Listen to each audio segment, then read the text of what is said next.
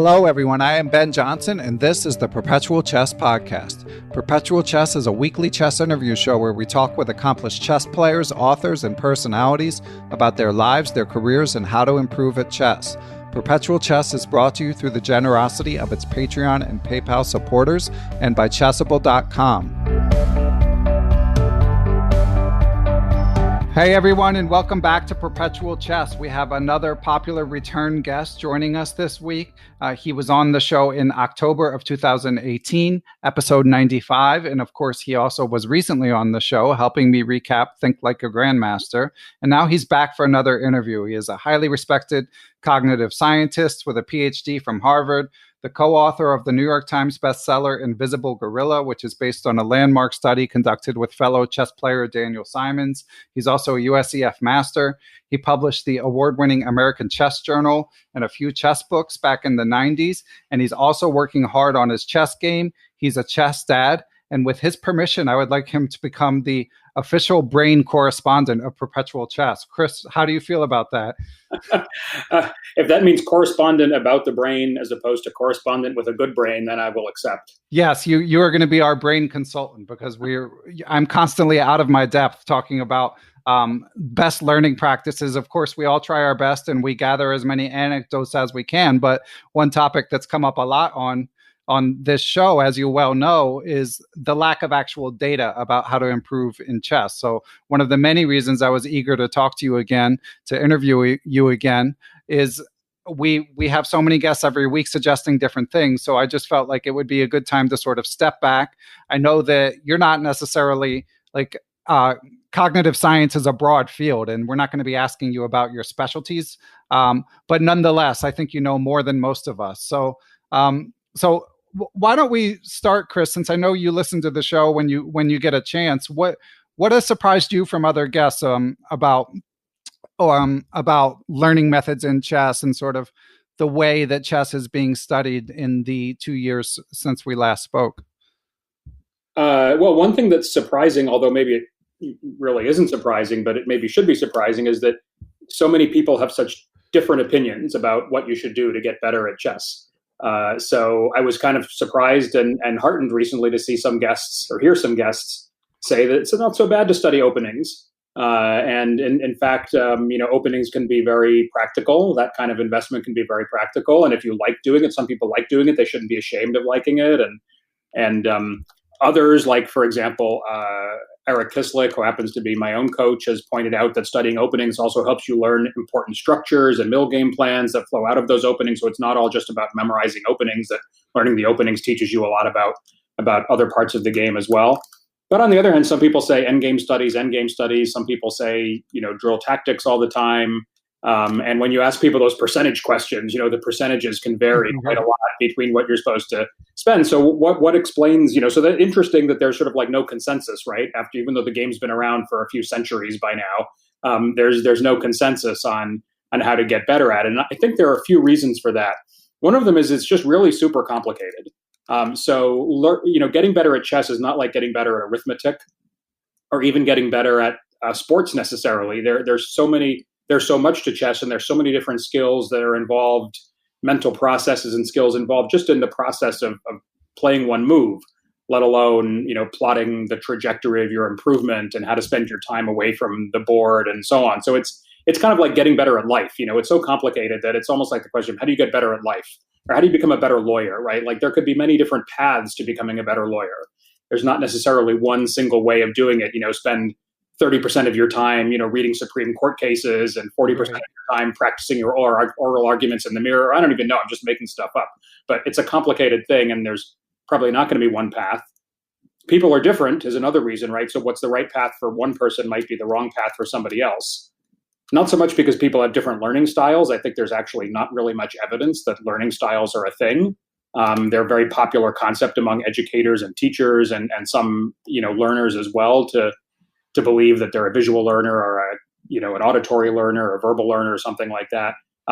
People are different in a lot of other ways that are important too. And I think one of the more important ones is motivation and what kinds of things just naturally attract their curiosity. So if you're really interested in learning about openings, that's probably in a way the most productive improvement thing you can do, because you're going to be motivated to do it and you're going to spend time at it and you're probably going to be pretty good at learning it.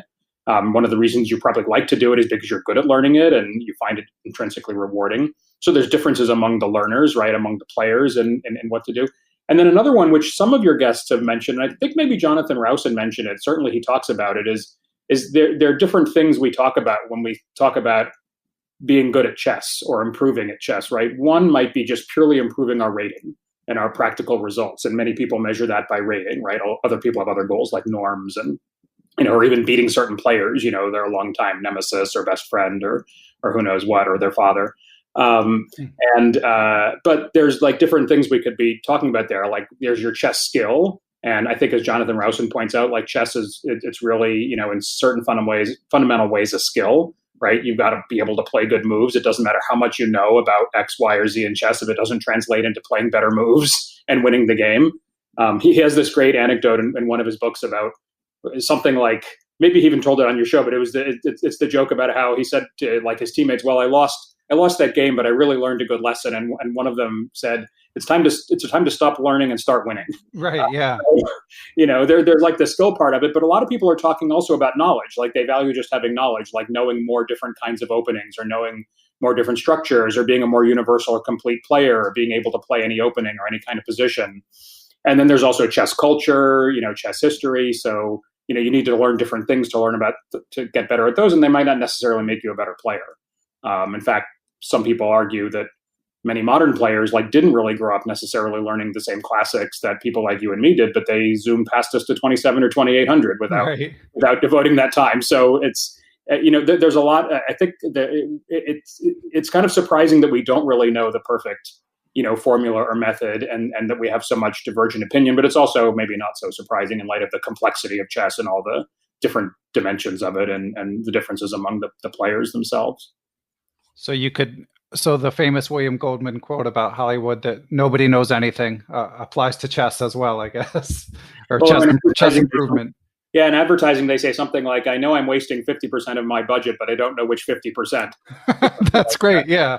Yeah. We're all wasting 50% of our study time. Yeah, exactly. I don't know which 50% of mine is wasted. And that actually, I think, provides somewhat of an insight, which is you might be making a mistake if you have a too unbalanced diet of chess improvement, right? As long as we don't know what the best method is, and as long as you don't necessarily have any quantitative data about yourself, about what the best method is, like from self-experimentation or something like that, well, then maybe you should have a more balanced diet, and do 20% this, 20% that, and focus on some of the things that really keep you motivated instead of really forcing yourself to learn a certain kind of end game that you really just can't stand to think about.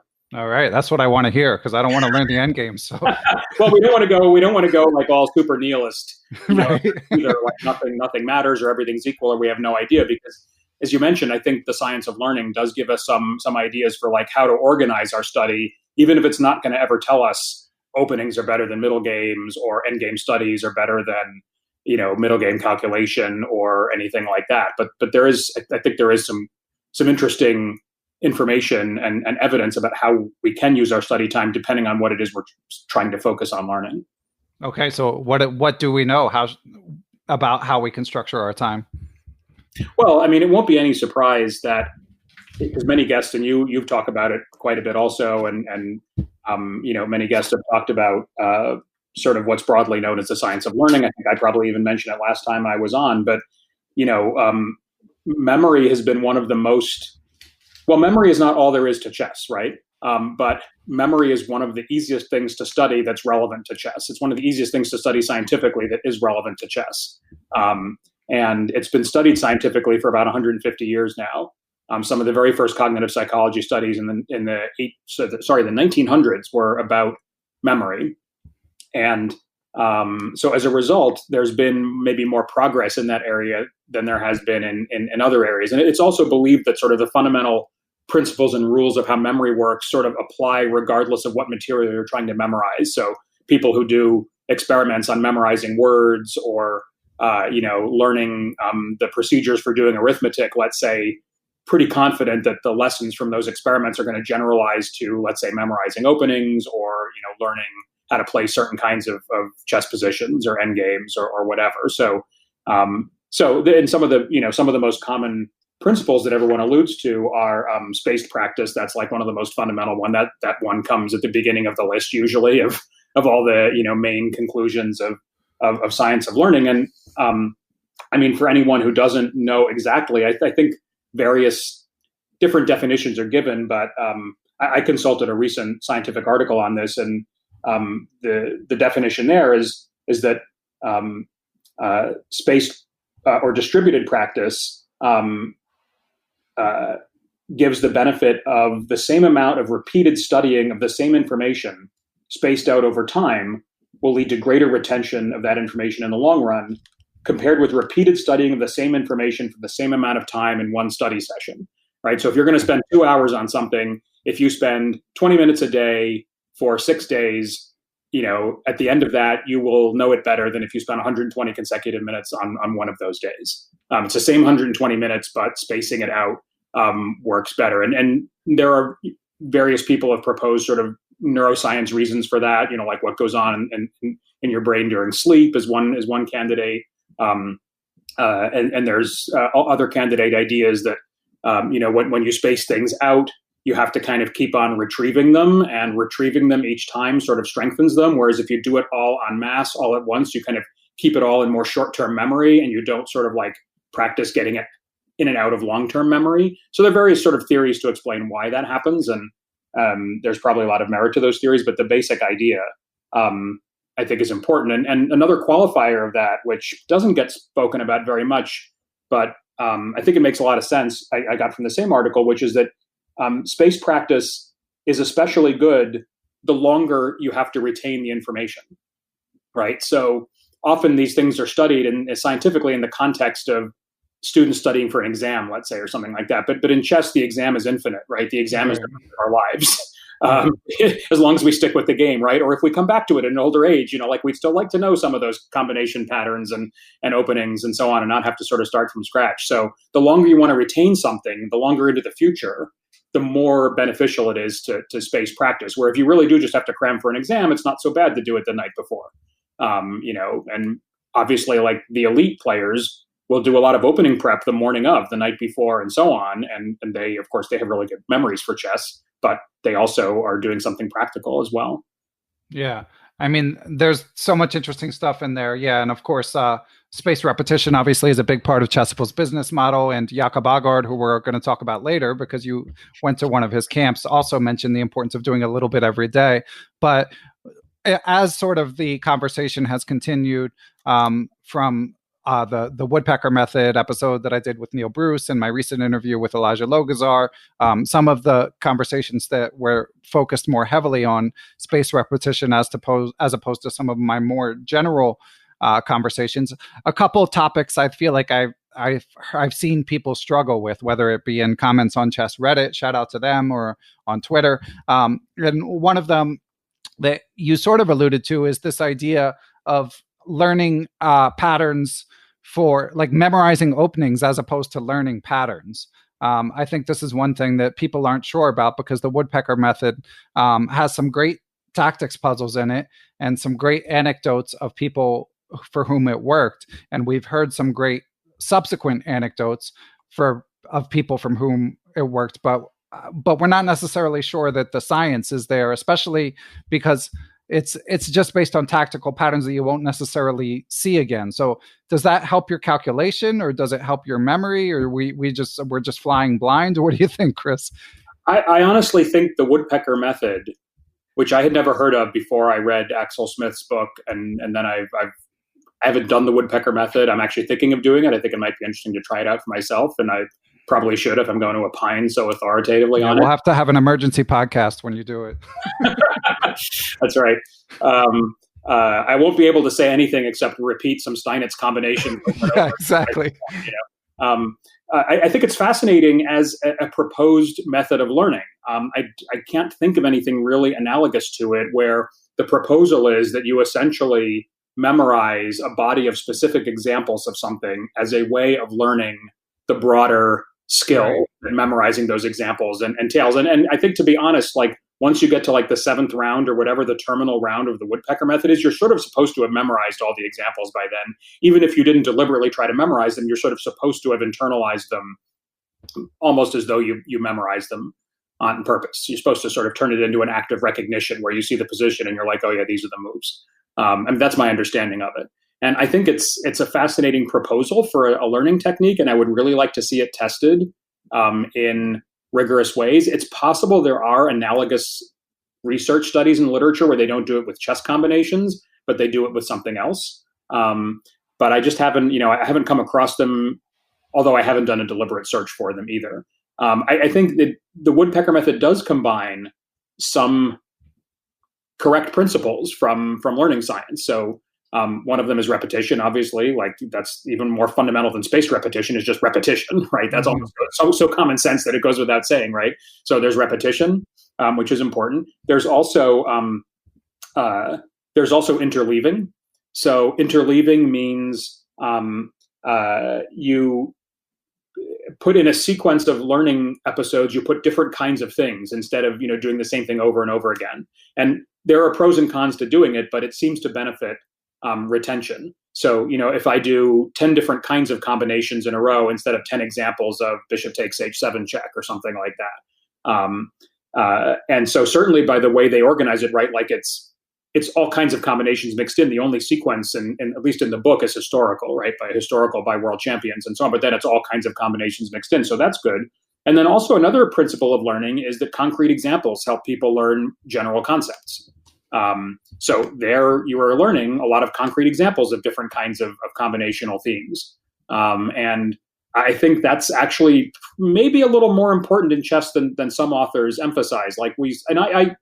I probably made the same mistake myself in thinking about chess. Like I used to think, like, why would you ever go do the same tactic a second time? Like, couldn't you learn more from seeing even a very similar example of the same theme? But on the other hand, I find myself often in games thinking about specific examples that I've seen in the past. I had to annotate a game for the Aagaard camp, and I was trying to find a good game to annotate. And I realized when I was looking at the game that I remembered that I had based my play in the game on remembering a Spassky-Fischer game that I had seen, years earlier and probably hadn't looked at in ages. And it was from a different opening, but the structure was the same, and sort of the positional idea was the same, and so on. Or at least I took the positional ideas from Fischer and applied them to this position. And I'm not sure I would have been able to do that if I hadn't actually remembered that concrete example of that Fischer-Spassky game. So the Woodpecker method, I think, has a lot of elements that make sense and are consistent with science of learning, but I don't think as a method itself it's really been evaluated, nor have many other proposed methods for studying chess for that matter. Right. And that gets to one of the many good Patreon questions we have for you. But I did just want to drill down on one thing you said before we get to that, which is you mentioned this concept of interweaving, of making sure that the tactics are not just all drilling one theme, but are kind of mixed in. So because that's one of the many things that I've heard different guests or I've read different people opine in different directions. Like some people say, focus on a theme and really get it down. Like, especially when they're advising beginners, they might say, like, get your pins down, get your forks down, at the very most basic level. So do you think it's better to do it based on what to do it in a more randomized order? As I would say for most things, it's probably better to mix them. Okay. So, for example, if I were a chess teacher, and I've taught almost nobody ever to play chess, even including my own son after the first few lessons. But if I were a chess teacher, I probably wouldn't want to just show one example of a pin and then move on to a smothered mate and then move on to something else and expect everybody to have grasped these concepts, or to come back to the pin after we did 10 other themes and then say, okay, let's do another pin. Like, that just does seem a little bit weird, and probably a mass of examples of the same thing is good for learning the general concept, right? So in order to learn what a pin is, it's probably good to see 5 or 10 or 20 examples of it and what happens, and so on. But then after that, I would probably then do more of the interleaving of the practice. So I wouldn't start with interleaving, but I'd add in the interleaving later on, especially as we do the practice sort of to build up our general skill, as opposed to learn something specific. Right? Okay. When you're learning a new idea, probably en masse is good. But then when you're trying to build up your general skill or build up your retention, then the interleaving probably becomes more valuable, in my opinion. Okay. So it sounds like Chess Steps might have that one right, because their puzzles are generally highly specialized, but then they do have mixed tactic sections at the end. And of course, there's many other examples. Good to know, but let's hop into the first question because we've got some good brain science oriented questions. And these, of course, are from supporters of the podcast who find out the guests in advance and are able to send in questions. And this one is from Matthew Hobbs, who says, "Hey, Chris, nerdy question here," which he came to the right place. So good job. I won't take that as an insult. I mean, I'm speaking about myself as well. He says, "Given the topic is chess improvement, I've recently been wondering about how I would conduct a study looking at the best methodology for chess improvement. I'm just an amateur, so you'd be in a better position to actually formulate the study, but can you make a suggestion of how you would conduct a study to look at the most efficient method for improvement? Thanks in advance, Matt." That's a great question. And I have given that some thought even before I got Matt's question, because I'm also a mind reader. No, actually, it is something I've thought about for a while, because I've noticed what I think maybe Jan Gustafsson mentioned when he was on, which is that there really isn't scientific evidence directly on point for any of these claims that people make about what the best thing is to do, because nobody is running studies testing methods of chess learning. And I think it could be done. I think in the most basic form, the way you would gather some valuable evidence is you would get a bunch of volunteers who are willing to be part of a study, and you would then randomly assign them to do, let's say, to follow 2 different regimens. And you would measure their skill at the end of some period after which they had been following those regimens. It's kind of like any scientific study of any kind of intervention. So the general term in science would be an intervention or a treatment, even though these are not necessarily, medical or anything like that. But it's more analogous, I would say, to studies of like educational curricula, which there are. People will do an evaluation of one particular method of learning geometry, versus another particular method, and they will actually literally randomly assign different classes or schools or students or something like that to these different methods. They're not easy experiments to do. People have done these experiments where they assign different classes, let's say, to have extra chess instruction or not, and then see whether the students get better at math and science and reading and all that.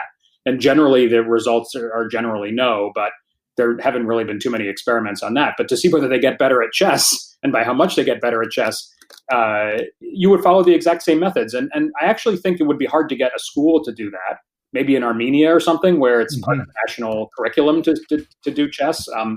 But I think online platforms could do it.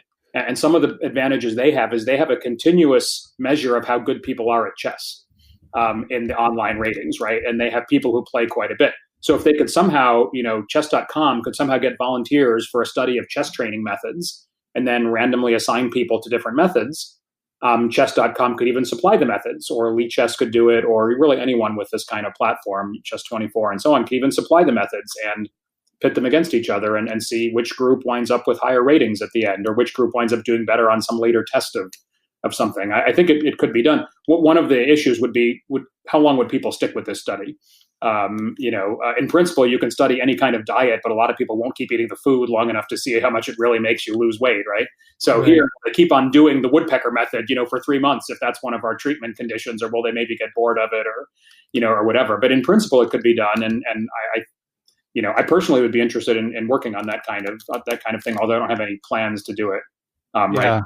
Well, that would be awesome if you could make that happen sometime. You're obviously the perfect person for it, but yeah, I wouldn't be the right person to pick the training methods. Like, I think it should be like a collaboration between people who know how to run these studies and people who really have good ideas on what the training regimen should be, or maybe some evidence already that they might be worthwhile, or just good ideas like what are the sort of competing schools of thought that we should test against each other to see whether they, which one works better. Okay. Yeah, and let's hop into another question, because we have another very cognitive type question, and this one is from friend of the podcast Vishnu Srikumar, who works. Well, he's been bogged down with I believe he's getting his PhD, but he's been bogged down with his day job as a cognitive scientist lately. But I mean, very dedicated adult improver on Chess Twitter. And Vishnu asks, he says, fellow cognitive scientist here, but I'm only starting out, so your perspective as a senior scientist on this would be quite helpful. I'd like to get your take on incorporating chess in one's research and how to go about doing that. I study human memory using behavioral mathematical modeling and neuroscientific approaches. Chess as a stimulus set is extremely complex relative to the simple words that are typically used in memory experiments. also because of the many covariates that are impossible to control for. Studying expertise in chess improvement is also hard. What tips would you have for a young academic looking to get into these topics at some point in their career? And there's currently a huge gap and need for scientific studies on the topic, given that people like Jan Gustafsson find it apt to say that nothing matters, do whatever random things you like and hope they stick. However, the lack of scientific evidence for the efficacy of any particular given training method is not grounds for actively recommending randomness either. After all, we have collective wisdom from different successful coaches that point to some methods being potentially more useful than others, notwithstanding the lack of scientific evidence. So how can we as cognitive science offer something valuable to this domain? Finally, are you as irked as I am by all the neuropsychological babble in chess articles that are completely unfounded? And what is the most egregious case of this that comes to mind? So I don't know if you want to call anyone out. And obviously there's a bit of overlap with stuff we've talked about already, but nonetheless, there's a lot, I think, for you to tackle from Vishnu's question, Chris. So. Well, I'll go in reverse order because it took me like most of my life to realize that pointing out and critiquing egregious cases of nonsense is sort of maybe my life's calling or something like that. And you can find examples in some of my writings, about other popular authors. Your Twitter beef with Malcolm Gladwell? Yeah, Malcolm Gladwell, for example. No, that's not a Twitter beef. That's no. I reviewed his book in the Wall Street Journal and Slate, and that's the beef, Yeah. So I really do appreciate I'm a believer in the fact that incorrect information should be corrected. And I think it's true. I have seen a lot of examples of what I think Vishnu is talking about. But it's hard to put my finger on any one in particular because they're so common. Nowadays, it's a very easy explanatory crutch to say you should do X because brain science says you should do X. And you can usually find some popular account of brain science that says the brain works this way, and it's because of the myelin sheath that wrap around the neurons, or it's because of this part of the brain does that, and that part of the brain does that, and so on.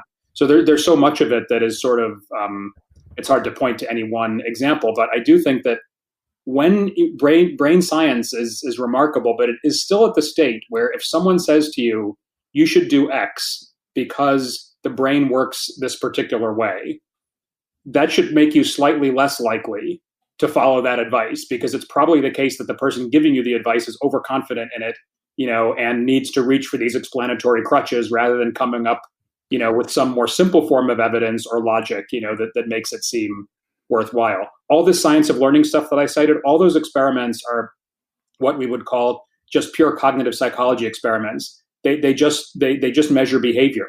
They give people different methods of studying things, and they measure how good they are at remembering them or using them or getting questions right later. They don't involve scanning the brain. They don't involve, measuring your genes or making up stories about the hemispheres of the brain and, male and female brains and all that stuff. They're much simpler and in a way more reliable and trustworthy. Not that there's anything wrong with brain science. It's just that it's not far enough along to tell us what we need to do in education or in learning how to play chess or in those kinds of things. So that was the last thing he said, and I gave him a non-answer, but at least I explained why it was a non-answer.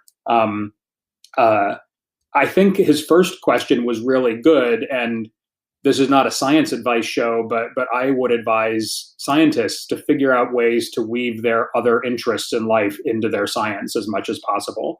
So if you're going to be an anthropologist and explore other countries, it helps if you really like to travel, because if you hate to travel, then you have a clash between, what you need to do for work and what you like to do for real. If you're a chess player and you want to be a cognitive scientist, I think or vice versa, I think it makes perfect sense to figure out how to integrate those things. And I think there are actually a lot of ways. And the evidence that that's possible is that if you look at like all the studies in cognitive science, cognitive psychology, behavioral science, and so on that refer to some kind of game as their test bed or their example or something, chess is dominating all the other ones put together, probably. Sports psychology is a whole separate field, and there's a lot of research on sports, but if you stick to games, like chess is more than poker, backgammon, everything else combined, even maybe video games. There are lots of studies on video games, but there's still more on chess, and the chess study's been more influential. And so I would say follow that instinct.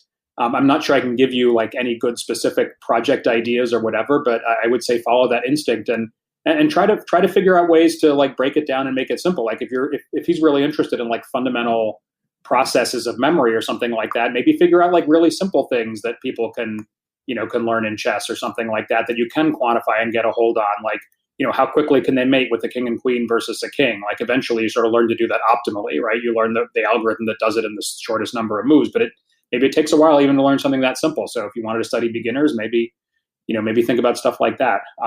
Think about how you can use existing data. There's so much existing data on chess, that you can maybe use to test ideas. And happy to talk to anybody who wants to work on that. I think it's a great, a great instinct.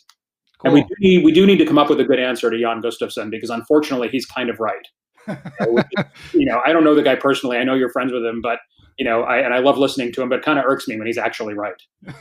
Yeah, I feel that. I mean, I don't feel that way about Jan as much as I do about my other friend, Greg Shahade, but yeah, I mean, it's a shame for him to be right, because we spend so much time talking about it, so for him to just kind of poo-poo it and be right. Yeah, it would be nice to come up with some science to Vishnu said something else good, which was like, it's true that like we do have some ideas, because people have been coaching and training chess for a long time. People have been studying chess for a long time. So I don't want to make it seem as though, as scientists, we completely ignore human experience and we say that has no value or anything. I think what we generally tend to ignore are one-off anecdotes. So yeah. I think it's great that some guys became GM by doing the Woodpecker Method, but we don't know if they would become GMs if they hadn't done the Woodpecker Method or if they'd done something else. And we don't know about all the people who tried the Woodpecker Method and didn't become GMs. Like, they're not writing books or coming on podcasts and so on, right? So the one-off anecdotes, and the handful of anecdotes and so on are not very useful. But, many coaches, say that you need to study your own games. Right. I think that's probably like a pretty good, that's probably a pretty good piece of advice. And there are sound psychological reasons for that, right? Like, you spent a lot of time thinking about that game while you were playing it, so it's a richer structure, to investigate than some game you haven't seen before. You actually calculated in those positions, and you might have some memory of what you calculated and what you missed, and be able to think about, why did I miss that? Is there something about my play that made me miss that? All these things that can come from your own games that can't come from puzzles in a book, and so on. So there's logic behind a lot of what coaches do, especially the good ones, obviously, and we shouldn't ignore that either. Okay. Yeah. Very, very good advice. And I just have a little bit more on brain science, Chris, and then we'll move on to lots of other topics. One, and again, for listeners, we talked about some of this stuff. Like, we talked about what intrinsically makes a good chess player, and Chris got into his background a little bit more in this first interview. So if you are listening to this and you haven't caught up on the whole back catalog yet, definitely go back and listen to episode 95. I re-listened and made a few notes in preparation for this interview. And one topic that we didn't talk about, even though we did talk about what naturally leads to a better chess player, is aging and chess. Obviously, another very frequent topic on this podcast. But I thought it might be helpful if you're able to just give sort of general overview about what is known about like cognition and aging generally amongst cognitive scientists. Yeah, I could say a couple of things. And I guess the first thing is I honestly never dreamed I would get to the point where that was a personal relevance, but I think it's here. Right. And especially since I sort of came back to playing serious chess after a gap of about 15 plus years.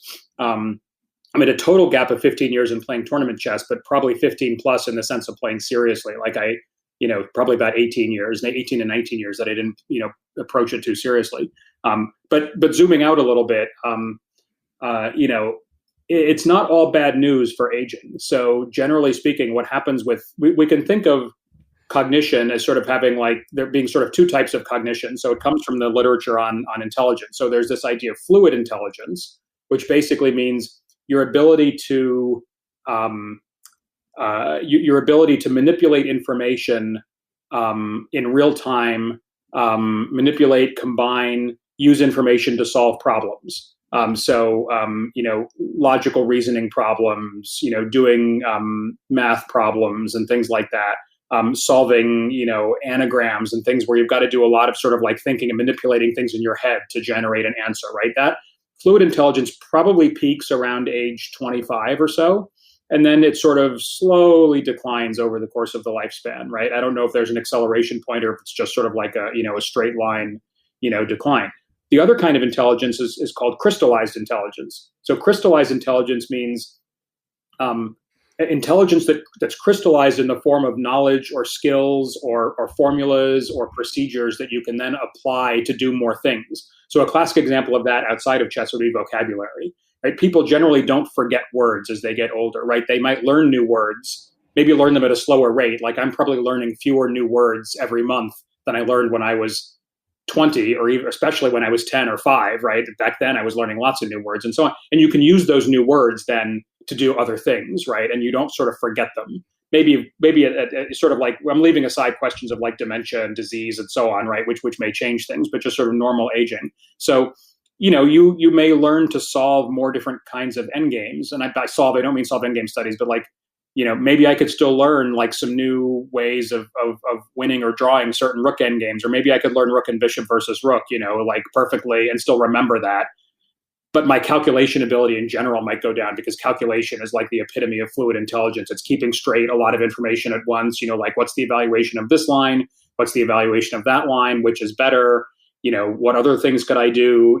And so on. So unfortunately, I think the fluid intelligence declining really hits us much more in calculation, than it does in, let's say, pattern recognition or even opening knowledge, or let's say concrete knowledge of specific endgames. All that concrete stuff, I think our ability to learn it is still quite good as we get older, and our ability to retain it and use it is still pretty good. But the fluid intelligence has trouble. And I mentioned this to Jacob Aagard during the camp, and he was like, "Yeah, you're hardly the only chess player who has who has this problem in adulthood." And I don't want to speak for him, but he did mention that he blunders more often than he used to. So I think right. I think it's it's kind of a universal thing. Yeah, it's a tough nut to crack. I should say another thing. There's probably also, as we get older, though, we also get better at like self-management, right, and self-control and so on, right. So that tends to get better as we age as well, and we're better at planning and figuring out what's important and so on. So you can probably make up for some of the loss of like concrete, calculation, fluid intelligence ability with a little bit of wisdom or sort of meta knowledge, about like how to allocate your time. And then maybe like, learning your favorite opening to move 30 is not the best use of your time. Whereas when you were 15, that might've seemed more fun, or 12 or something like that. I don't know. I just made up that example, but there are probably various ways that the things that gain with age can be used to compensate for the things that don't. But over the board, you need the calculation, right? There's no substitute. Yeah, and that's a nice segue to you're doing this camp with Jacob Aagard, and I'm guessing there was some calculation involved. So, Chris, I want to segue into that in a second, but first, having talked about spaced repetition, let's take a break and hear from our friends at Chessable. So you, of course, hear Professor Chabris discuss spaced repetition in this interview. It is a key component of Chessable's Move Trainer technology. They help you make sure that you remember the things that you learn. You also heard him mention Chessable's short and sweet courses. Those are some of the many free courses from Chessable. They have over 100 free courses. So if you still haven't checked out their website just to see what it's like and see how it all works, you could just go to there, download one of the free courses on whatever opening piques your interest, and take it from there. And beyond that, of course, they have a huge catalog of great courses and classic books that you can purchase if you like what you see. Courses from last week's guest, Erwin Lamy, and U.S. champion Sam Shanklin, and so many great books, Garry Kasparov, and the list goes on. So go to chessable.com and have a look around if for some reason you have not already. Okay, so Chris, we know that you did a camp recently with the aforementioned GM Jacob Aagard of Quality Chess, and of course renowned author and instructor. So normally I would ask for a trip report, but of course this was a virtual camp because that's how the world works these days. But what was that experience like? Yeah, it was a trip at my desk. Right. It was really interesting. So I've studied with various coaches, or we used to call them teachers, over the years. Now chess is more of a sport, so we have coaches and trainers, and before we called them teachers, including Shemkovich and Reshevsky, believe it or not. And I had one lesson with Bruce Pandolfini, but then for years and years I was sort of like self-trained, and then when I came back to chess, I was self-trained again. But curiously, like after our first podcast, like a year and a half ago or 2 years ago, I said, boy, I better really get serious about this thing now that I'm going on podcasts. Right. So on. So I started, working with Erik Kislik, as I mentioned before, but I'd never done like one of these camp experiences or these intensive training things. We would do like 90 minutes. We do 90 minutes a week or something like that. And I saw suddenly that they're doing camps, and the camps are online. So you don't have to like feel like you're the only grown up, at some kid's summer camp or something like that. Right. Yeah. And that said, I thought there would be more quote grown-ups than there were. It was basically like me and one college student and 10 kids or something like that, was kind of what it amounted to. And it was really interesting. I thought I got a lot out of it, and I think what I got out of it was sort of what I expected to get. So I'll just sort of tell you how it went. It was this US Chess Hub, Pacific Northwest Chess Center, I think, are doing like 8 camps with him, and a lot of camps with other people over the summer. And they have different themes. So there's positional play, calculation, winning one positions, and I think attacking play. I signed up for the positional play one mainly because it was the one when I thought I would be free and I could spend the time, because I basically had to tell my work colleagues, I'm going to be on vacation every afternoon this week. I know that sounds weird to go on vacation for the afternoons, but maybe that's a coronavirus thing, like where we take a vacation in the afternoon instead of for a whole week. I turned off Slack and I turned off my email and so on. And the way it worked was first you sent in 2 annotated games of your own directly to Jacob, like the week before the camp. And he specifically wanted one game where we played well positionally and one game where we played poorly positionally. And unfortunately, it was much harder for me to find the first kind game than the second kind. Maybe I took the assignment a little bit too much to heart and like focused too much on positional excellence, so it was kind of hard to find that. But I did find an example. In fact, it was the game where I was inspired by the Spassky Fischer World Championship game. So I annotated those and sent them in. And then, everybody shows up on Zoom for the first session, and it's entirely on Zoom. There's no use of chess.com or Lichess or whatever. He puts everything on the screen on Zoom. And I had no idea how it would work, but the way he did it was most of the camp would consist of him asking a question about the position on the screen.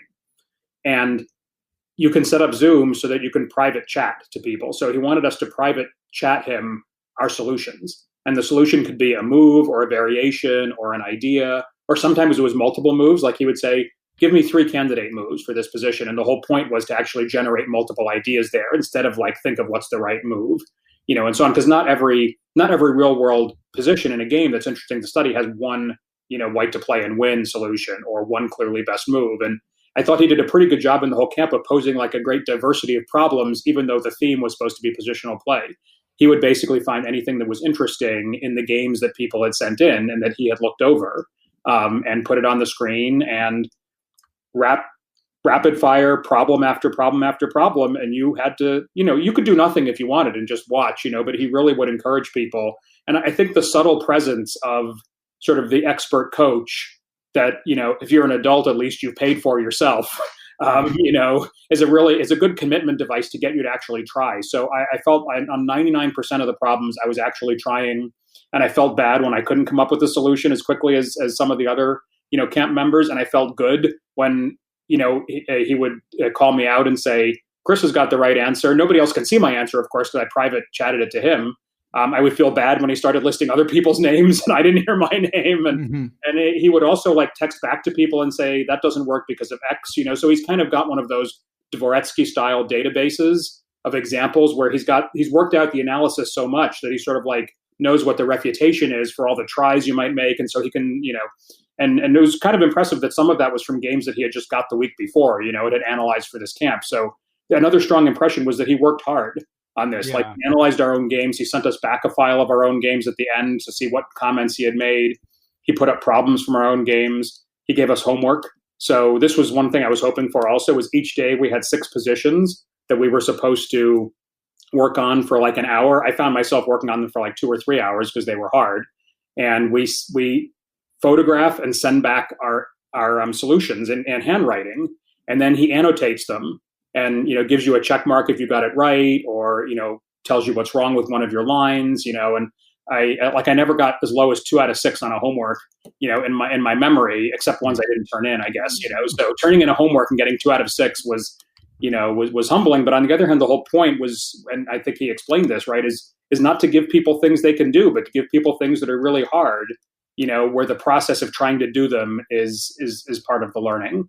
And so then we'd begin the next day's session by going over all the homework, and he would ask someone who got it wrong to basically like be his sort of guinea pig for that and say like, okay, what did you think here? And I guess the other thing I would add is that, the calculation came in because that's inevitably part of chess solving, right? Like you can't do positional play all by itself because you need to do some calculation to figure out why some positional ideas work and don't work, or why something is a weakness, let's say. And his famous 3 questions were a big part of the camp as well, right? So often he would say, well, let's go back to the 3 questions and see if we can use those to understand what's going on in this position. And the 3 questions, as I'm sure everyone knows by now, are what's the worst placed piece, what are the weaknesses, and what's the opponent's idea or intention or plan, or what move is the opponent going to play next? Some element of that, and that leads to prophylactic thinking, right? Like preparing for what your opponent is going to do and preventing it. In one sense, it was kind of a very unstructured experience. It was all based on material we had sent in and maybe a few examples he had picked out from here and there. But on the other hand, it was structured in that we sort of repeatedly did the same kind of exercises over and over again, and they really made me think about chess for like 6+ hours a day, and try to solve chess problems for 6+ hours a day, which I never would have made myself do in a million years, So this is a good excuse for spending the time, and it's a good motivating device. And having paid money for it, you have a sunk costs effect, right? I just these guys hundreds of dollars. I better not just waste my money. So it was a great experience. It was a great experience, all around, I would say. Yeah, it sounds good, and not surprising to hear that GM Aagard is conscientious. I often think about him mentioning that he checks all the homework in the 365 Chess Academy.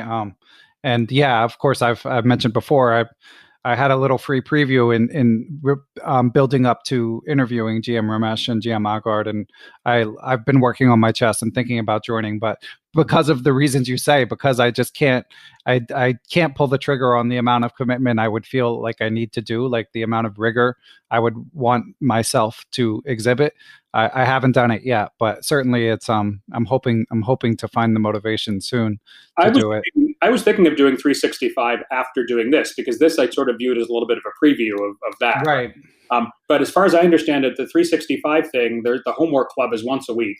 So you get a set of puzzles a week. I think it's more puzzles, like 12 or 16 instead of just 6. But you only have to spend like an hour like going over them with them. So the main point I would use it for is to get someone to grade my homework. Yeah. And then sort of like see what the solutions are. Like I've always wanted to do the calculation training that you're really supposed to do, like go through Vola Keaton's book, Perfect Your Chess, go through GM prep books, and so on. But it's hard, as an adult and as someone who's not the best at self-control and, and commitment and so on, to make myself do that. So I would view these other things as like commitment devices or sort of forcing devices to make yourself do it. And I think maybe I could do the once a week calculation thing, and I wouldn't feel bad about throwing away too much of my money. Yeah. Although of course, both you and GM Aagard would say, even if it's a once a week thing, do 2 problems a night. Don't do all the homework the night before if that's all the chess you're doing. Yeah, that would probably be pretty good also. Yeah, and it's already hard enough to like retreat into your cave and do chess, in an isolated place, for a long period of time. And generally when I do that during the week, I would sort of like to play a tournament game maybe or something like that. Yeah, exactly. Instead of sit by myself with a book and a board. Yeah, and we'll get to tournament games because I do want to talk about your online training. But first, related question from Han Shu, who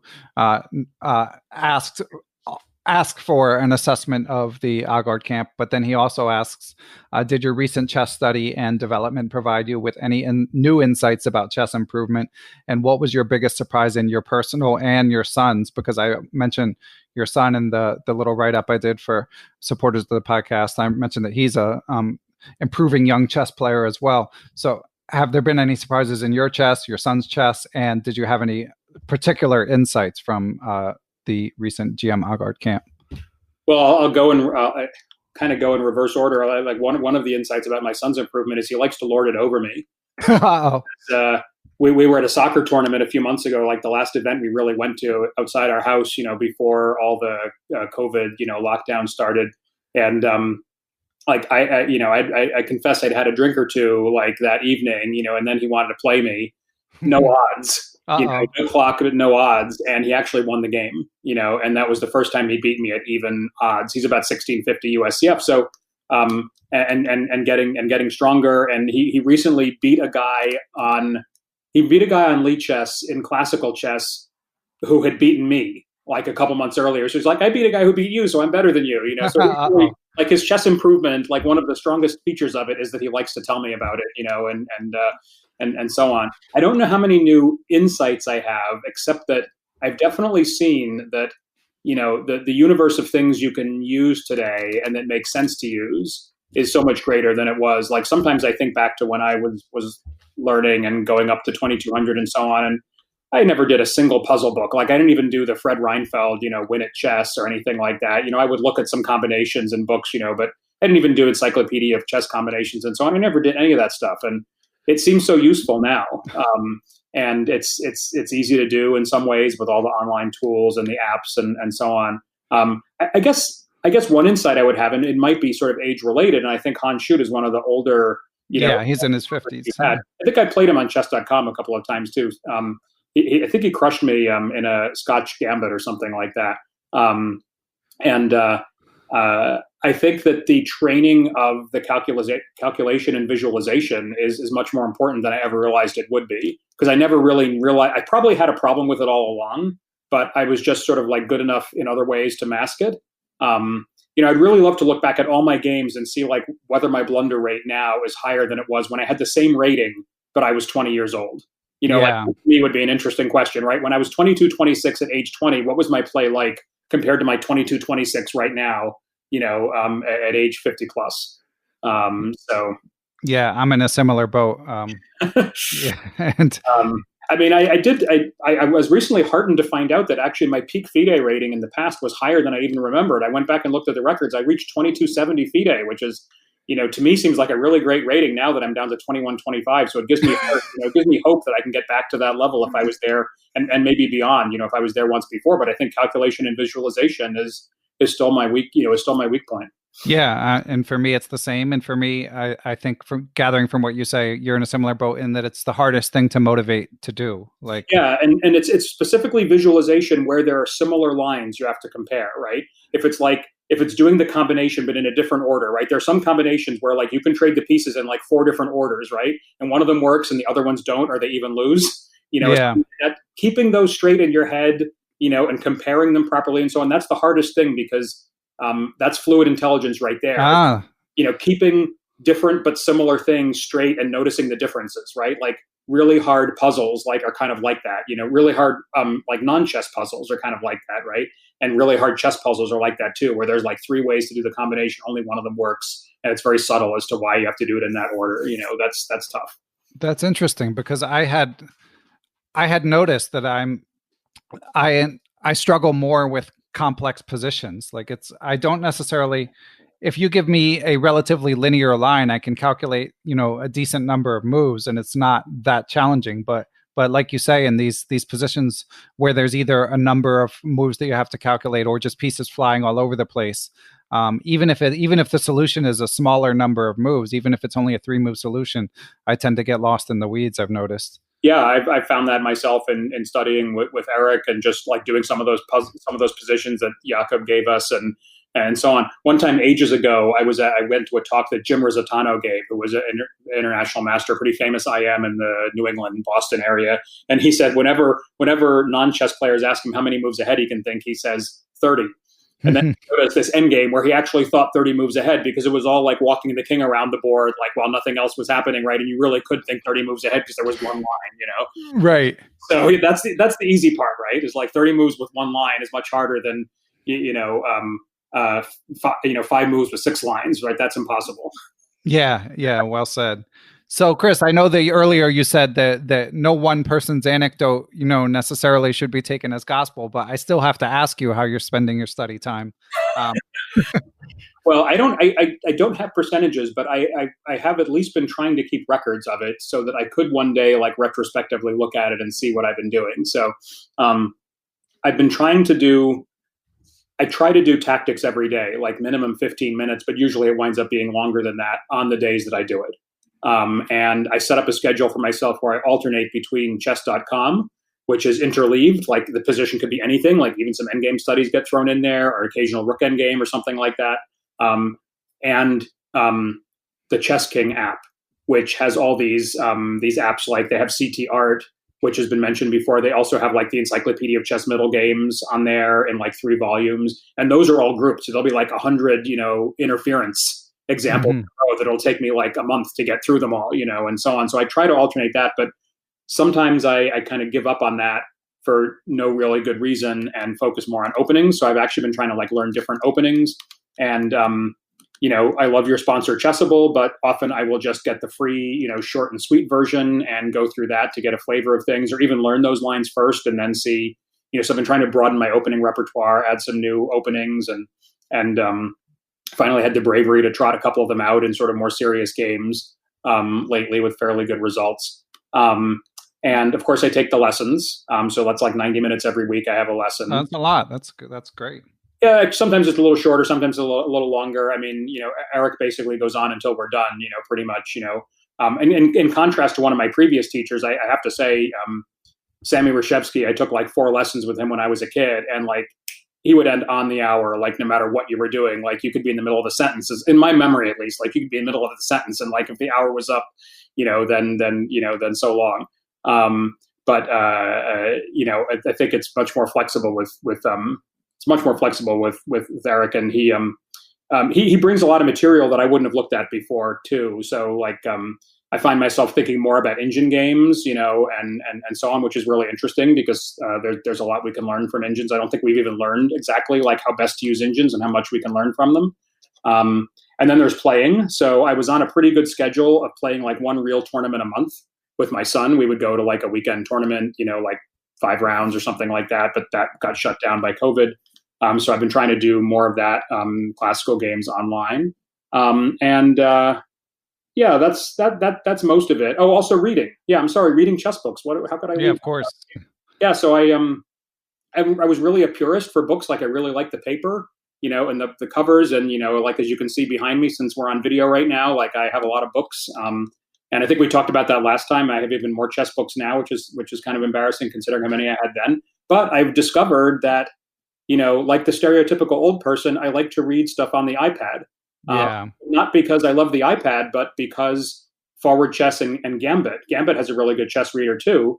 Like you can read the chess books the way you never could before. And so I'm playing through like every variation now and like thinking about the positions and so on because I can see them in front of me. And so I've been doing more of that as well. Picking certain books, not necessarily recent ones even, but ones that I think I really should read.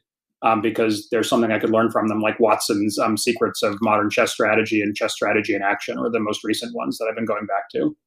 Are they on e-readers? Yes, they're both on Gambit. Okay, interesting. I got to get the Gambit app and see what's there. Because I'm with. Yeah, they don't contribute to Forward Chess. I think they're kind of keeping their own little universe, but like most of probably half their books at least are on there, and they keep on adding new older books, onto that. Even like some of their older opening books, oddly enough, they're adding on. And they've got this cool series they just started where like super GMs pick 100 puzzles and annotate them. So the first one was by Wesley So, and it's only $4. It's like the steal of the century. The second one is Michael Adams. So I started the Wesley So one, and I already bought the Michael Adams one. I'm going to work on that one next. Because he's a player who should really probably study more. Like he manages to win games without like having to outcalculate everyone all the time, and he's still 2,700. Yeah, exactly. Yeah, and he's not the youngest guy on the circuit, but I mean his rating's fallen a little bit recently. But I mean he was just rock solid for so many years. Yeah, and he has a lot of like model games and the kind of openings I like the Roy Lopez for white, and yeah, anti-Sicilians and stuff like that. Yeah. So what other books have impressed you since we last chatted? Well, let's see. It just so happens I made a list.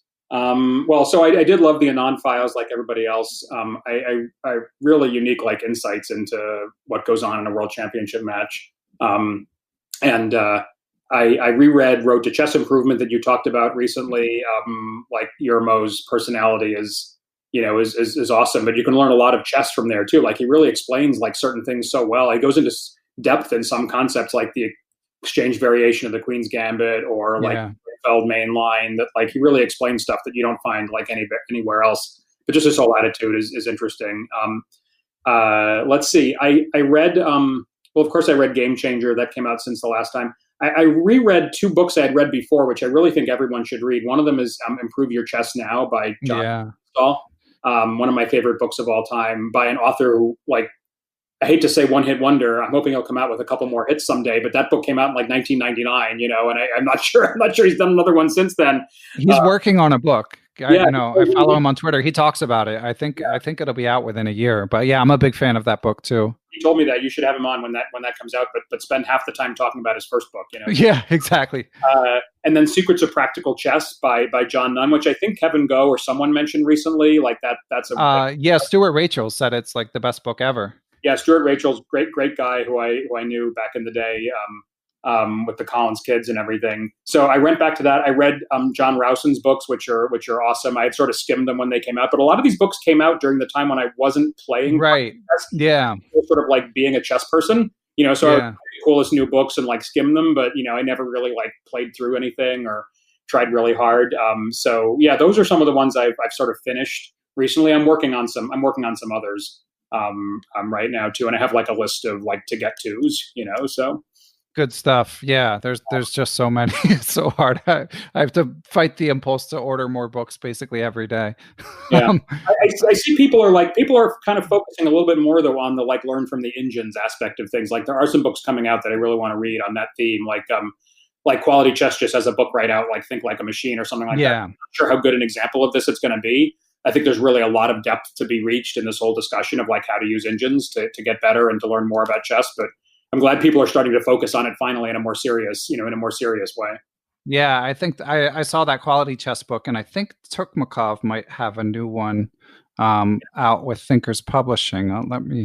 I'm just going to fact check that. But while I do that, let me ask you also, Chris. So you did mention league games, and we have shout out to the Twitter Chess League, which I know you're still in, and supporter of the podcast for us, Sawaf of the Apprend Chess Twitch channel, also wrote in. He's in the same Lee Chess League as you. He says he's in the same Lee Chess 45-45 league, and his team is playing yours this week. Although he pointed out you're on first board and he is not, so he won't be playing you. But he said, can you recommend any other resources for online training games and tips for how to prepare for opponents? Well, fortunately, I think this is coming out after this round ends, so I don't mind recommending things to the people that our team played before. Well, before I answer that, I mean, I really would like to give a recommendation and a kudos to the Lee Chess 45-45 team. It's like a totally volunteer organization that runs this league that anyone can join. And they randomly assign teams, but to balance the rating. So like every team has an equal chance. And no team has like a strong identity because they're more or less randomly composed, although they will let friends, like request each other. It's really incredibly well run. And then they run side tournaments like a 30+30 tournament and a 90+30 tournament and 960 and, all kinds of stuff. So anybody should go to leechess4545.com, I think it is, and check it out. So how to prepare? Well, one nice thing that Lee Chess 4545 does is when they put out the pairings, their software automatically puts a link where you can download a PGN file of all of your opponent's classical games on Lee Chess for that week. So I have done that and had some success at predicting what openings my opponents will play. Somewhat to my surprise, people who play a lot of their chess on Lee Chess or online seem to have more diverse opening repertoires than people who focus on over the board. Like back when I played like a lot of over the board chess, like everybody had one repertoire, unless you were really good.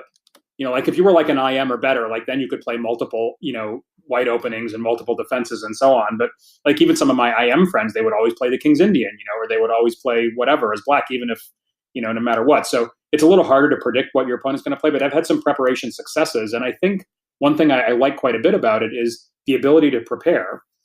And that helps you learn your openings, right? Because like, if I think my next opponent is going to play the Jobava attack as white, and I really have never played much against that as black, that's my excuse to learn it. and I have a motivation, right? Motivation is one of the most key things that will make you spend your time on something, right? The motivation is my next opponent will play this opening and then I will learn it so that future opponents, I'll be better equipped against them. So tips for preparing: download your opponent's games, try to predict what openings they're going to play. I am not very good at, nor have I ever really tried hard at like analyzing someone's style or their tendencies or whatever from games. It feels like too much work to like review enough to try to figure out like, this guy hates rook endgame, so try to get him into a rook endgame or something like that. Like, I just don't think I could even draw like that conclusion strongly from the sample I'd have available. Seems much better to try to predict the opening and then learn that really well. And don't just memorize lines, right? Like, look at some model games or like figure out what the plans are, and all that kind of stuff. Okay. Excellent advice. But they sort of make it easy, like this league makes it easy to do that. Okay. Yeah. Then it's funny.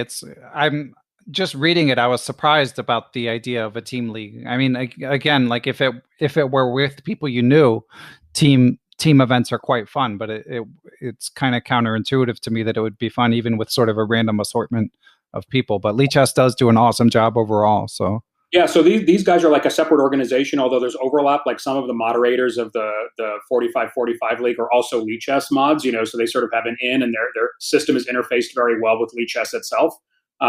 But you can request like friends to be on your team. They just can't do it to the extent that it unbalances the team. Like you couldn't have a team of like a bunch of 2100s because everyone has like a 2100 plus, a 2000 plus, a 1900 that sort of spreads out, on the boards. And do you have like no shows for when you're supposed to play? Because the Twitter Chess League is great. The guys running it are putting a ton of time in, but sometimes you just can't get the person to play you. That's a problem. So they have somehow over the years, I wasn't part of this Lichess League from the beginning. I only heard about it like a year or two ago, but somehow they have sort of developed a culture and an organizational system and literally a software system that, sends, everybody has to, I'll go into the guts of it a tiny bit, but everybody, there's much more infrastructure than the Twitter Chess League or some of these other things. So everybody's got to be on a Slack group. Slack is, like an instant messaging system with channels and so on. It's kind of like Discord. It's like just like Discord basically, except it's more business oriented. Everybody's got to be on various Slack groups. The pairings get messaged to you on Slack. You've got to contact your opponents within 24 hours. If you don't, you get like a yellow card, or you got a warning and then a yellow card and then a red card, and then they can basically kick you out of the league or not let you sign up the next season. And, they've made it a good enough experience that people generally don't want to have these sanctions. And also they have like alternate lists, right? So if this week one of our players like was camping and like lost all of his like, internet access, so he couldn't like set up his pairing. So the league just finds you an alternate for that week because there's a whole alternates, who are sort of in reserve. It's really incredibly well done. So I've almost never had a person not show up to a game, and not have a good reason for it. And I always say, I'm happy to reschedule, but some people want to take the point instead. The funniest thing that happened though was someone showed up like 15 minutes late. I said, okay, no problem. We started. And then like after 9 moves, he just stopped moving. And so I went 40 minutes and his flag falls, and then he's like, oh, I fell back asleep. That's funny. He moved because he fell asleep. That doesn't happen in over the board very much. Yeah, that's really funny. Okay, yeah, and I fact checked, and there is a new book called Modern Chess Formula: The Powerful Impact of Engines by Tukmakov. So I feel like it's rare that I fact checked something and I actually had it right, but it was the first time for everything. Yeah, you were correct. You were correct about that one. Yeah. So, I mean, obviously we've been interrupted by the coronavirus. So, I mean, are you even thinking about OTB chess, or just, I mean, it seems impossible right now, at least in the United States? I think about it a lot because I was kind of on a roll, and I have the feeling that one thing that surprises me about playing more online is the discrepancy between people's over-the-board ratings and their online ratings. And I'm not trying to insinuate cheating or anything like that, because I think the sites do a pretty good job of catching, cheaters and so on. But I didn't realize before the extent to which like someone could maybe legitimately be like an 1800 FIDE over the board, but like a 2150, or 2200 strength, like, Lichess classical player or something like that.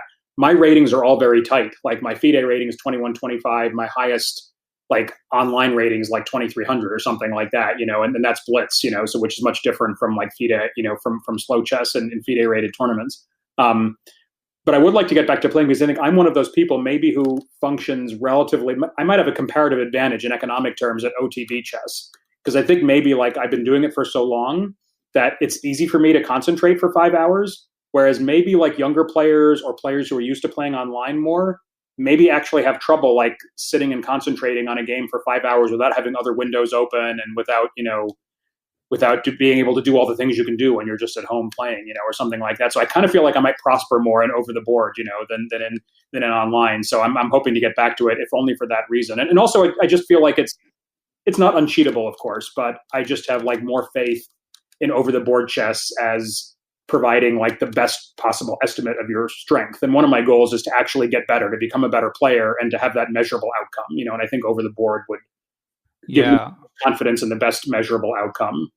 Yeah, I was finally getting motivated when coronavirus hit, and now I have been working on my chess, but I decided to only work on my blitz, which is interesting in itself, but we'll find out how much overlap there is whenever we're allowed to go to tournaments again, which who knows when that will be. By the way, in the Elite Chess League, a lot of teams have not surprisingly adopted team names. It's kind of like the U.S. Amateur Team, where like you try to come up with the funniest name. Right. Many COVID themes, and this season our team is called "Our Position is So Bad Only a Vaccine Can Save It." Nice, I like it. It very much reflects current events. Uh-huh. And at least in some parts of the world where you and I live. Yeah.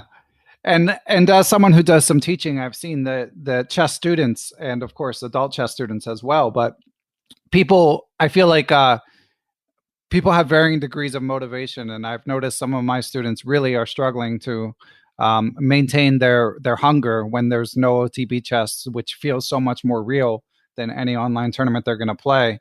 And so I was just curious if your son is he maintaining his interest while he's stuck at home? Because chess is such a great activity for quarantine. I've been kind of hoping my son would get into it, but even quarantine is not doing the trick.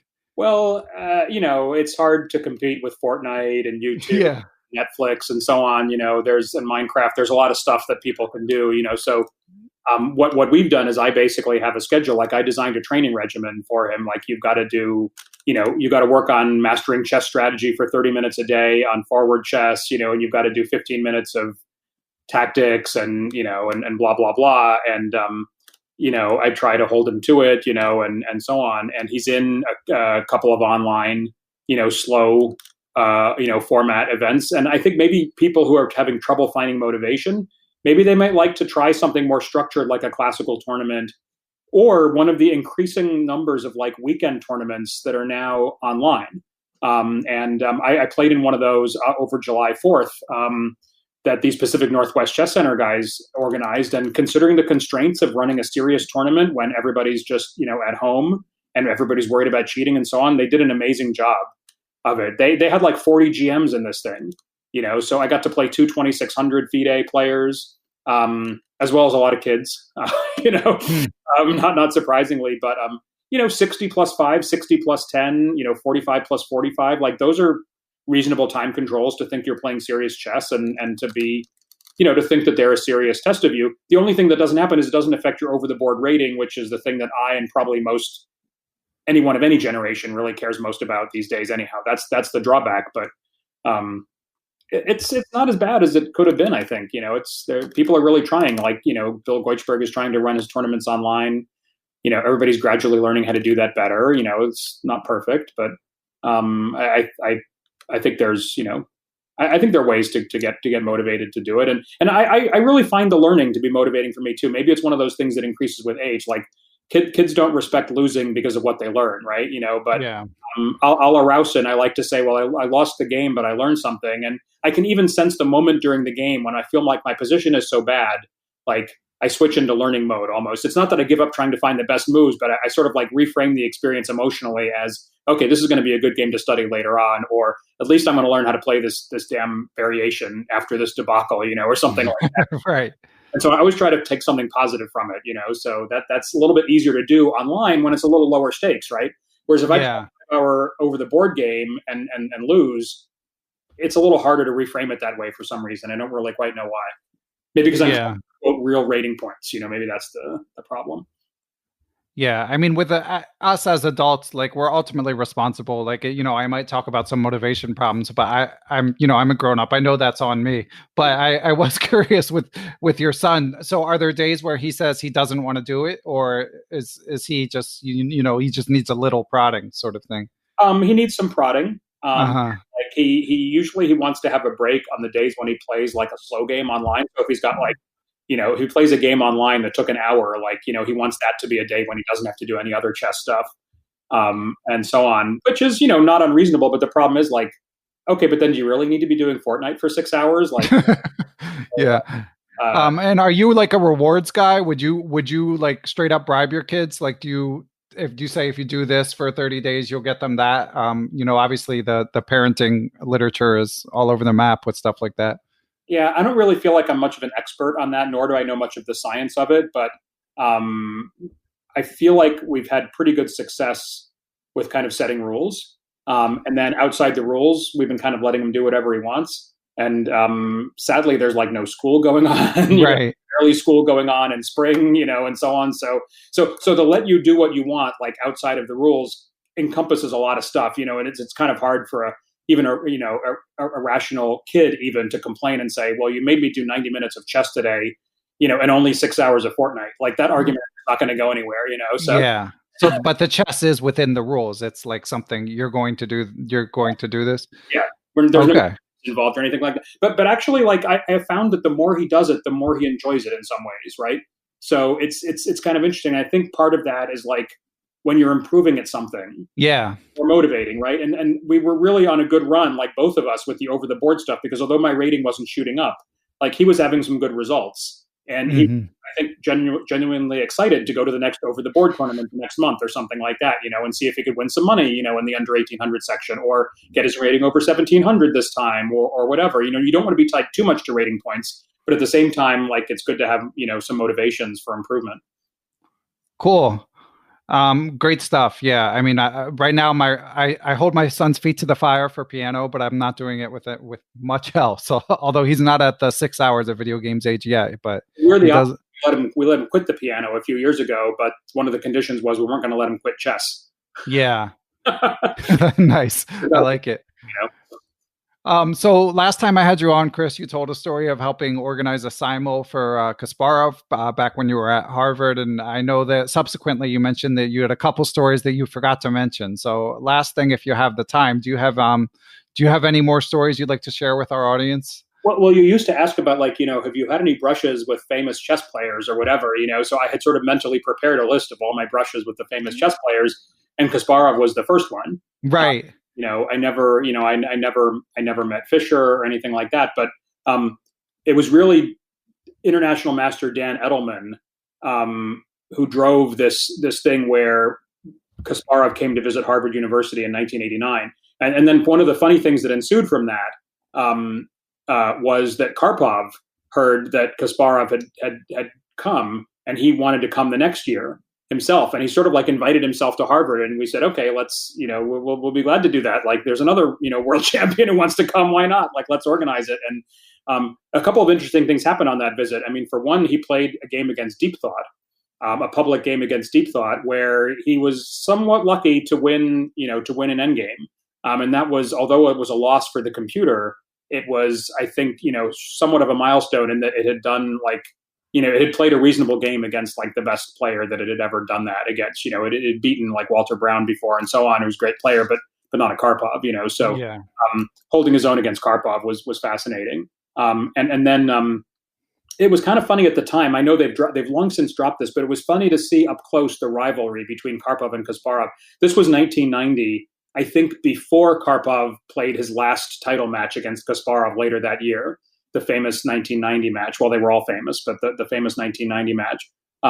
And so Karpov, in my memory, was really focused on pointing out flaws in Kasparov. And he told us at dinner that, The Test of Time, Kasparov's, famous book that, I would love to reread myself and study in depth and so on. And some of your recent guests have talked about how memorable it is.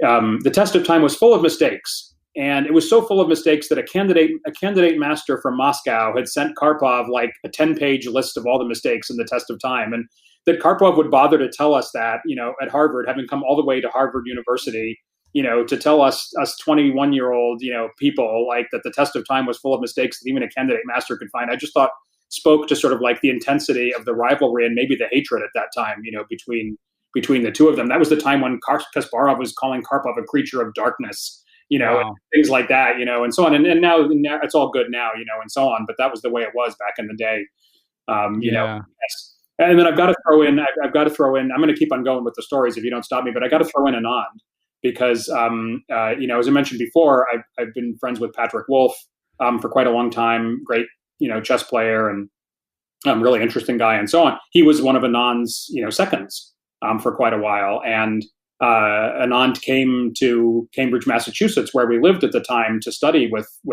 Patrick to prepare, for something. I forget what it was. And we brought him to a party, like a grad student party at Harvard or something like that, while he was there. And here he was, like, the number 3 player in the world at the time or whatever he was, and so on. He hung out at the party and so on. And he told me, I said, I do these studies of chess experts, and chess masters, and it'd really be cool if like you could come to our lab and I could run my chess experiments on you, which were things like memorizing chess positions, like sort of classic chess experiments and so on. But nobody as good as Anand that ever did any of my studies. And he said, okay, sure, I'll do it.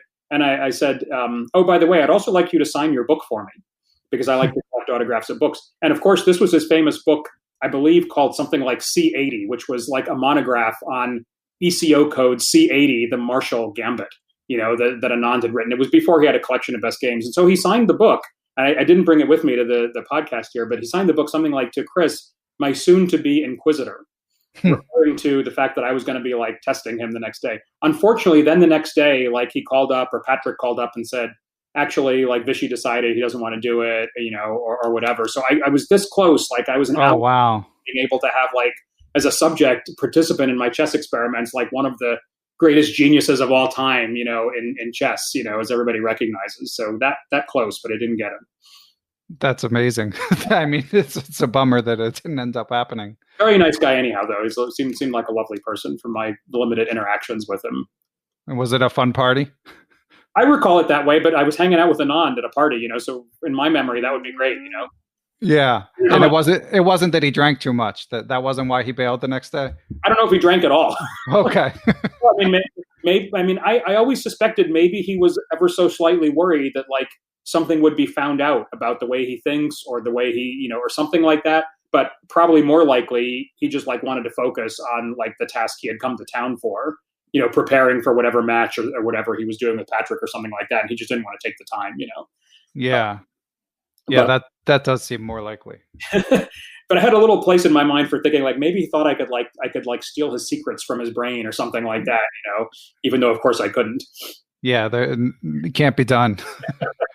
I wish I could, but I couldn't. Yeah. Wow. Yeah. Well, those were both great. Do you have any more, you could always save one for part 3 too. It's up to you.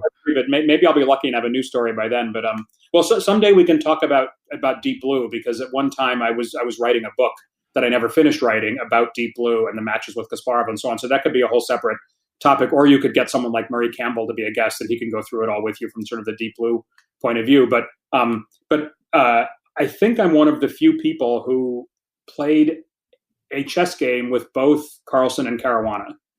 That is one chess game with the two of them at once. Not to say I played them both, because there are many people who played them both, but I played with them both at the same time. So yeah, you did tell this story on the first podcast. Oh, I did. Okay. Well, in that case, yeah, I wouldn't have remembered if I didn't re-listen. I feel like an old person who tells the same stories over and over. It's like the full intelligence and the tactics and the calculation.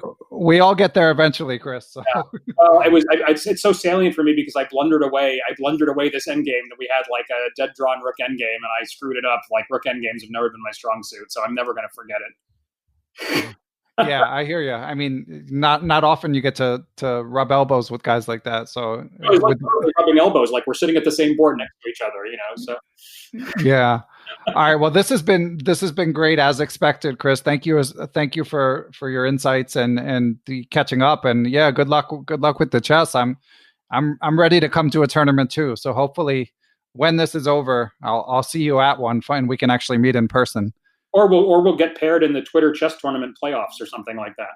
Yeah, I lost to Dan Smith. Shout out to the poker legend Dan Smith. And 2 of my games I couldn't get paired, and that was enough to not get me not in the playoffs. I was like 4-1 with 2 unpaired games. And yeah, whatever. What's that? Dan Smith make the playoffs? Yeah, he's in. I'll try to exact revenge then on your behalf. Okay. Yeah. I mean, that he's had enough success. So yeah, he's like Ananda poker. He's like one of the top 5 winners ever or something like that, right? In terms of it's like Anand like having the 5th highest rating or something, so he's right up there. Yeah.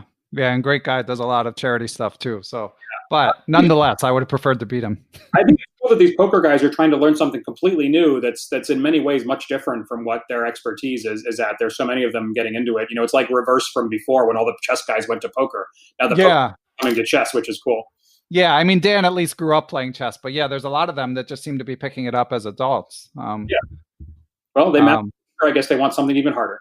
Yeah, exactly, and they will get it. It's not going to be as easy for them as poker. Yeah.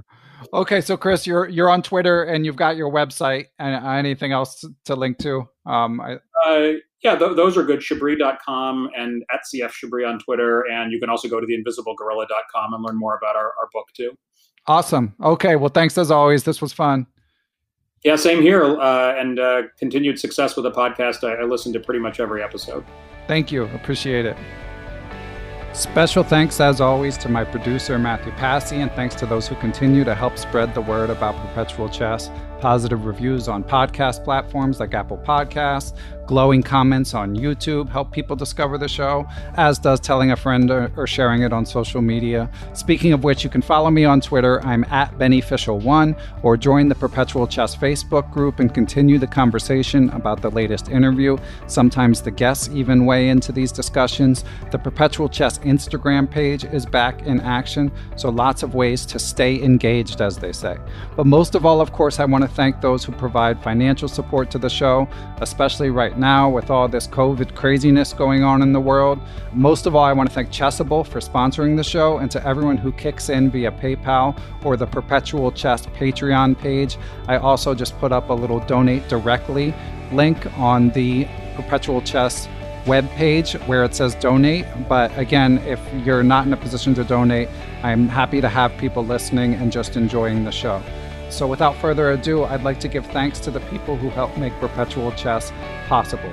I would like to give thanks to the following people and entities: Chessable.com, Quality Chess Books, the Capital City Chess Club, the Apprend Chess Twitch channel, Andrew Alhaji, Andrew Bach, Austin Clough, Benjamin Porteau, Bill Sigler, Kathy Carr, Chad Oliver, the Chess Central's Chess Blog, Chris Flanagan, Dan O'Hanlon, Danny Davidson, David Schreiber, I am Dimitri Schneider, I am Erik Rosen, Faraz Sawaf, Gary Foreman, Greg Harst, Greg Natel, Greg Shahadi, Guven Manet, James Kennedy, Jens Green, John Jernigan, John Rockefeller, John Cromarty, John MacArthur, Kelly Palmer, Kevin O'Callahan, Lucio Casada Silva, the law offices of Stuart Katz, LeelaAnalysis.com for cloud-based Leela engine analysis, Michael Can, FM Michael Oblin, Mike Zelazny, Mr. Mike Shahadi, the famous Mr. Dodgy, Peter Sodi, Reuven Fisher, Seattle Chess Club, Stephen Martinez, Thomas Stanix, Thomas Tachenko, Todd Bryant of Strong Chess, Todd Kennedy, Wayne Bean, and I also would like to thank the following: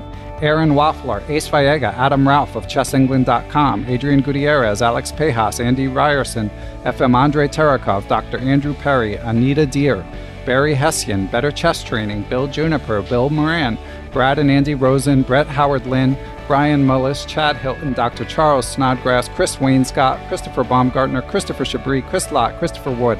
I am Christoph Zalecki, aka Chess Explained, Coach J's Chess Academy, Costa Carras, Courtney Fry, Craig Mallon, Daniel Ginsberg, Daniel Naylor, Dave Saylor, David Bleskacek, David Cramley of Chessable.com, Dalen Shelton, Dirk Decker, Drake Domingue, Dwayne Edmonds, Ed Daly, Ethan Smith, Ian Mason. I am Elect, Donnie, Ariel, Fox Valley Chess Club, Francis Letarte Lavoie, Frank Tortoris MD, Gary Andrews, Gary Lewis, Geert Vanderveld, Gerard Barta, Giovanni Russo, Hans Schu, Harish Srinivasan, Jacob Kovac, Jock Perry, James Aspinwall, James Bonastia, James Muir, Jason Woolham, Jaydeep Chakrabarty, Jeff Anderson, Jeffrey Martello, Yep Hoyland, Jerry Wells, Jim Ratliff, JJ Schnott, Dr. John Fallon, John Fernandez, John Fontaine, John Hartman, John Jeffrey, John McMurtry, Jonathan Slater, Jordan Goodwin, Jose Rodriguez, Justin Gardner, Jen Shahadi, Joel Rocky, John Thompson, GM, Josh Friedel, IM, Kari Christensen, WGM, Katerina Nemtsova, Kelly Palmer, Kevin Pryor, IM, Kostyukovitsky,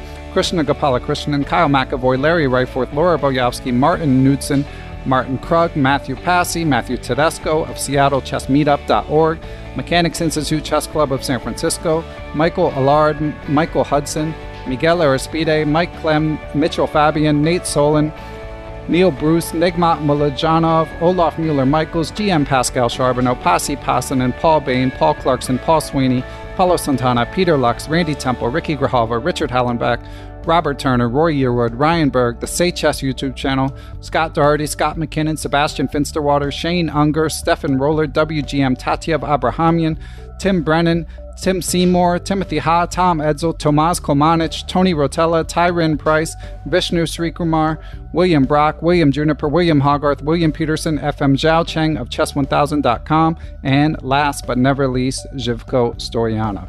Thanks for listening, everyone. I will catch you all next week.